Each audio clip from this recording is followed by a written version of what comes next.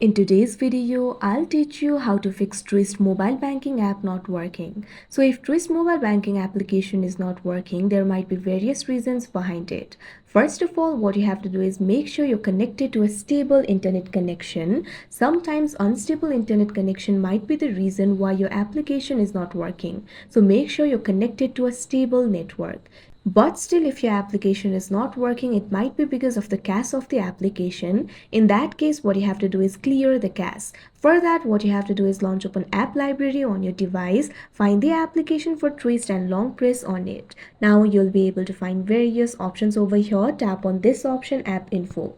Now once you do that, you'll be led to the App Info interface of Truist. You'll be able to find various options over here. Find the option for storage and cache and tap on it. Now once you do that, you'll be led to the storage interface. You'll be able to find two options over here: clear storage, clear cache. Simply tap on this option, clear cache. After you do that, the cache of this application will be cleared and your problem will be solved. Now your application should start working.